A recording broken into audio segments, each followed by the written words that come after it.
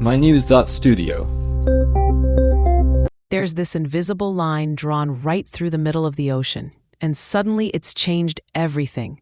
Can a new treaty actually protect half of our planet? Today is October 31st, 2025. Let's dive straight in. After decades of negotiation, the Global Ocean Treaty is about to become law. Officially, it's called the BBNJ Agreement. For the first time, we're getting legally binding rules to conserve and use marine biodiversity in areas beyond national borders, the high seas. Why does this matter now? For most of our history, these waters, almost half the planet, were barely regulated at all. Only about 1% had any kind of protection. That left huge ecosystems open to overfishing, pollution, and more recently, risks like deep-sea mining. This treaty is meant to close that gap. Now, countries will be able to set up protected areas in international waters, limit harmful activities, and require environmental reviews before big new projects can start. But is this just more bureaucracy, or does it actually have some force behind it? How are these new rules going to be enforced? That's a fair question. The treaty sets up a global system with a main decision-making group called the Conference of the Parties, or COP. Within a year of the treaty starting, this group will meet to iron out detailed rules and priorities. There'll be a permanent secretariat to handle day-to-day work and a scientific and technical body to keep countries on track and provide scientific advice. That last part. Wait, just to clarify, the COP, that's the main group making decisions, right? And the scientific body, they're the ones checking if countries follow the rules? Exactly. The COP sets the direction, and the scientific body makes sure the standards are clear and based on evidence, plus helps monitor compliance. But we're talking about the high seas. They're enormous. Who actually makes sure countries stick to these commitments? What stops big fishing fleets from just ignoring the treaty? Enforcement comes down to accountability. The United Nations will oversee things, but it's up to member countries to participate and enforce the rules themselves. The treaty also works with existing regional fisheries organizations, RFMOs, but doesn't replace them. Instead, it fills in the gaps, setting broader standards and demanding cooperation to prevent loopholes. What about choosing the first protected areas? Is it all just politics, or is there real science guiding these decisions?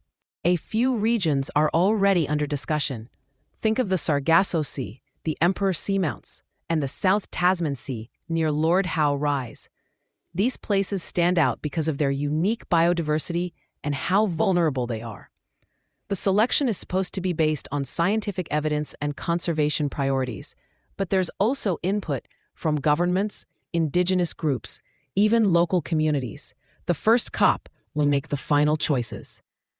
Let's talk about impact. What does this mean for fishing in the high seas? Will big industrial fleets lose access? Probably yes. The treaty allows for large, legally binding marine protected areas. That could mean restrictions or even bans on industrial fishing in some zones. The goal is to let ecosystems recover and move toward managing resources as whole systems, not just individual species. For industrial fleets, it means more oversight and less freedom. For small-scale fishers, especially in developing regions, there could be more support and healthier fish stocks. The treaty also includes measures for sharing the benefits of marine genetic resources and building capacity. This all sounds like a big leap. But is it realistic to think every country will stick to the rules, especially given the money involved? That's really the core challenge. The treaty only works if countries participate and hold each other accountable. Diplomatically, it's a big achievement, but turning that into real conservation will depend on ongoing pressure, transparency, and especially scientific monitoring. If it succeeds, it could become a model for other shared global resources. Stepping back, why should this matter to people who aren't involved in fishing or ocean science at all? Oceans are central to life on Earth. They help regulate our climate, absorb carbon, and provide food and income for billions of people. Whether this treaty works or not will affect global food security, the livelihoods of coastal communities, and the overall health of the planet. It's a test of whether we can work together across borders to to solve problems that affect everyone. So in short, the Global Ocean Treaty comes into force in January 2026, setting up a system to protect the high seas.